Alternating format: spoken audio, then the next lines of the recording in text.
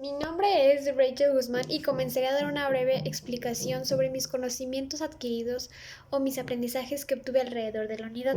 Comenzaré hablando de lo que fue el imperialismo y cómo se manifestó alrededor del mundo, ya que fue una forma de extender el territorio de los países industrializados, gracias a los avances que hubo en la primera y la segunda revolución industrial, iniciando una carrera de dominación hacia lugares donde se pudiera explotar los recursos naturales y poder obtener más poder político y económico, además de materias primas, siendo esta una de las razones para que los países industrializados se modernizaran y militarizaran en paz, a lo que se le llamó la paz armada. Esto quiere decir que los países se empezaban a armar, pero todo en paz, o sea, sin hacer como ruido.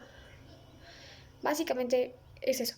Entonces, los países occidentales industrializados de Europa se quedaron con gran parte de África, lo que fue Inglaterra, Francia, España, Bélgica, Italia y Alemania, mientras que Rusia y Japón se quedaron con el extremo oriente y Estados Unidos se hizo con el control de América bajo ciertas circunstancias como golpes de Estado y gobiernos títeres afines a él. A finales de la Primera Guerra Mundial surgió como nuevo poder el comunismo de la Unión Soviética y el capitalismo de Estados Unidos, que fue básicamente una lucha de idealismos, que ni Estados Unidos quería ceder ni Rusia quería ceder con su idealismo comunista.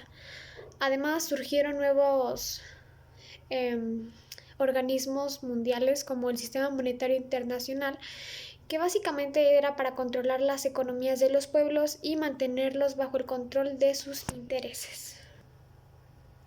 Habiendo mucho descontento mundial por grandes y diversas causas, tales como apoderarse de los recursos de los pueblos, control de economías, políticas xenófobas, fascistas,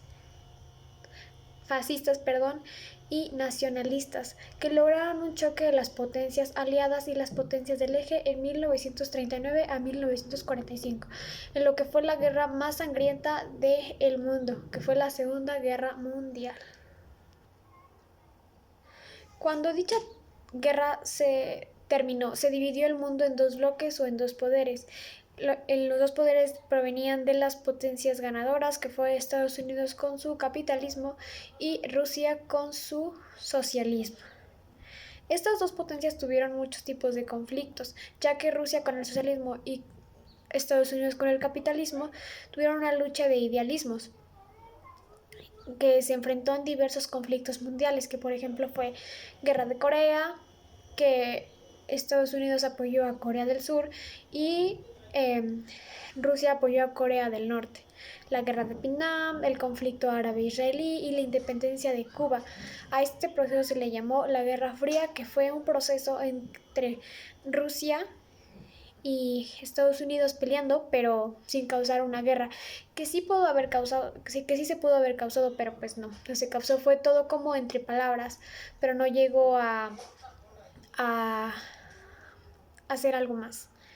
Y ya ahora hablando del liberalismo, yo lo entiendo mucho mejor si lo aplico aquí en México, por ejemplo, en los periodos sexenal desde Salinas hasta Peña Nieto, que fue la entrega total de los recursos naturales, empresas estratégicas como Telmex y la Comisión Federal de Electricidad, Minas, entre otras muchas, hacia la iniciativa privada y principalmente la entrega de empresas estatales hacia manos de extranjeros, por ejemplo, empresas canadienses, empresas españolas, empresas americanas. Entonces, por ejemplo, las empresas que había aquí en México se las vendían a ellos. Y pues entonces yo lo entiendo así. Entonces si yo puedo definir al liberalismo, puedo definir lo que es una política de Estado fallida que nos trajo más pobreza y que solo benefició a unos cuantos. Y la globalización fue la compra y venta de productos en el menor tiempo posible. Anteriormente se tardaba mucho tiempo poder adquirir algo, pero ahora con el surgimiento del Internet, la mejora de las telecomunicaciones, se puede reducir el tiempo un buen, y ya gracias a que el tiempo ya no es lo mismo, o sea, ya no tarda lo mismo porque hay nuevas mejoras.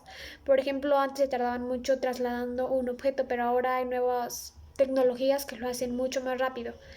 Entonces se podría decir que estas son una de las ventajas de la globalización, pero como todo tiene sus desventajas, ya que por el contrario, gracias a la globalización es más difícil que los productos se vendan, o sea, los productos estatales, ya que siempre habrá una mayor exigencia y una mayor competencia. Los productos locales solo se pueden vender localmente.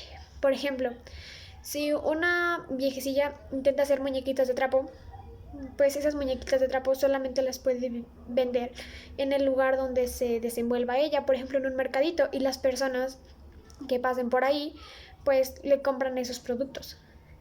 Pero esas muñequitas no se pueden vender a grandes cantidades porque siempre va a haber más competencia. Si comparamos la muñequita de la viejecilla a una muñeca Barbie, las personas siempre van a preferir la muñeca Barbie, ya que tiene cierto nivel de... O sea, ya es popular. Y además, otra de las ventajas de la globalización es el COVID-19, ya que gracias a la globalización se extendió muchísimo más rápido de lo que se había previsto. Y dando soluciones a la globalización se podría decir que es que los pueblos produzcan, comercialicen y consumen lo suyo utilizando sus propias materias primas, por ejemplo el petróleo, minas, productos agrícolas, etcétera. Volviendo al ejemplo que di sobre la muñequita, su solución es que las personas o la viejecilla en sí misma compre su propio material, las materias primas aquí en México y la comercialice aquí. O sea que las personas produzcan y consuman lo suyo. O sea que en vez de comprar a la muñeca Barbie, compren a la muñequita hecha artesanalmente. Y pues que la muñequita esté hecha con sus propias materias primas y su tecnología y no poder depender así de otros países. Y bueno, gracias, eso fue mi video. Gracias y buenas tardes.